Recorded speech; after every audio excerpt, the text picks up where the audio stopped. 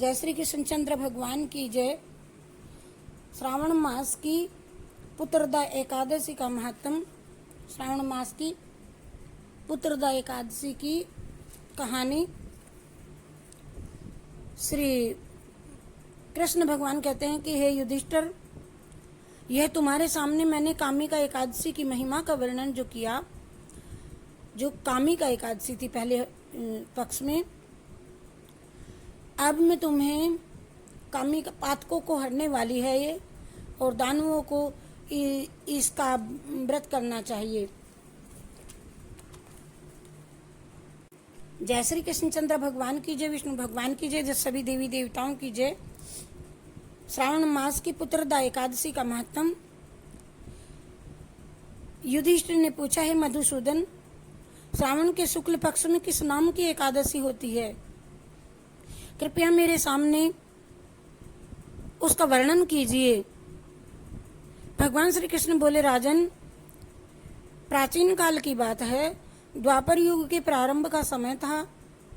महिष्मतिपुर में राजा महिजित अपने राज्य का पालन करते थे, परंतु उन्हें कोई पुत्र नहीं था, इसीलिए वह राज्य उन्हें सुखदायक नहीं प्रतीत होता था।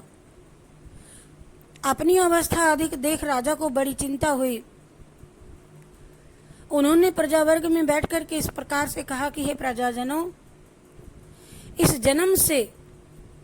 इस जन्म में मुझसे कोई पातक नहीं हुआ। मैंने अपने खजाने में कोई अन्याय से धन नहीं कमाया हुआ, कोई ऐसा धन जमा नहीं किया। ब्राह्मणों और देवताओं का धन भी मैंने कभी नहीं लिया है, और प्रजा का पुत्रवत मैंने पालन किया। धर्म से पृथ्वी पर अधिकार जमाया तथा दुष्टों को वे बंधु और पुत्र के समान ही क्यों ना रहे हों, दंड दिया है मैंने। शिष्ट पुरुषों का सदा सम्मान किया मैंने, और किसी को द्वेष का भी पात्र नहीं समझा। फिर क्या कारण है जो मेरे घर में आज तक पुत्र उत्पन्न नहीं हुआ? आप लोग इसका विचार करें। राजा के ये वचन सुनकर के प्रजा और पुरोहित के साथ ब्राह्मणों ने उनके हित का विचार करके गहन वन में प्रवेश किया। राजा का कल्याण चाहने वाले वे सभी लोग इधर उधर घूम करके ऋषि सेवित आश्रमों की तलाश करने लगे। इतने ही में उन्हें मुनि श्रेष्ठ लोमस जी का दर्शन हुआ। लोमस जी धर्म के तत्वज्ञ, संपूर्ण शास्त्रों के विशिष्ट विद्वान, दीर्घायु और महात्मा हैं। उनका शरीर लोप से भरा हुआ है, लोमों से, रोयों से। वे ब्रह्मा जी के समान तेजस्वी हैं। एक एक कल्प बीतने पर उनके शरीर का एक एक लोम विशीर्ण होता है, टूट कर गिरता है, इसीलिए उनका नाम लोमस हुआ है। वे महामुनि तीनों कालों की बातें जानते हैं। उन्हें देख करके सब लोगों को बड़ा हर्ष हुआ, और उन्हें निकट आया देख करके लोमस जी ने पूछा, तुम सब लोग किस लिए यहाँ आए हो?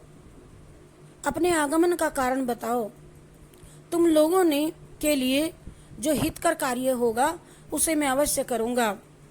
प्रजाओं ने कहा, हे ब्राह्मण, इस समय महिजित नाम वाले जो राजा हैं उन्हें कोई पुत्र नहीं है। हम लोग उन्हीं की प्रजा हैं, जिनका उन्होंने पुत्र की भांति पालन किया है। सदैव उन्हें पुत्रहीन देख उनके दुख से दुखित हो हम तपस्या करने का दृढ़ निश्चय करके यहाँ आए हैं। हे द्विजोत्तम, राजा के भाग्य से इस समय हमें आपका दर्शन मिल गया। महापुराणों के दर्शन ही मनुष्यों के सब कार्य सिद्ध हो जाते हैं। महापुरुषों के दर्शन से ही मनुष्यों के सभी कार्य सिद्ध हो जाते हैं।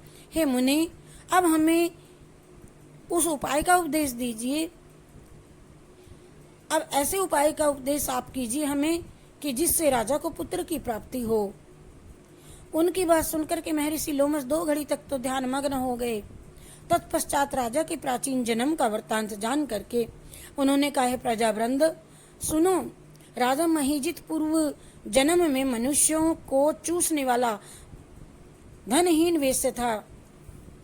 वह वेश्य गांव गांव में घूम घूम करके व्यापार किया करता था।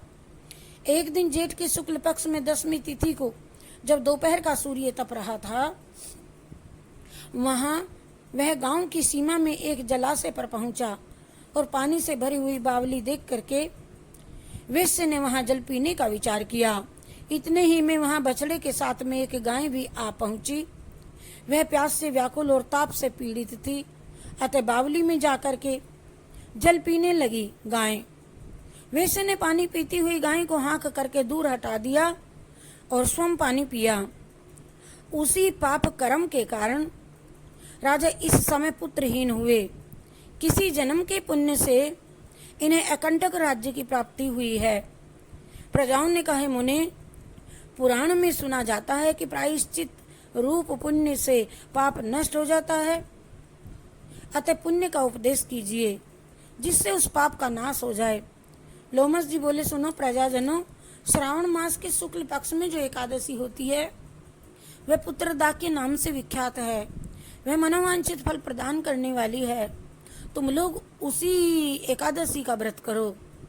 ये सुनकर के प्रजाओं ने मुनि को नमस्कार किया और नगर में आकर के विधि पूर्वक पुत्रदा एकादशी के व्रत का अनुष्ठान किया और उन्होंने विधि पूर्वक जागरण भी किया और उसका निर्मल पुण्य राजा को दे दिया।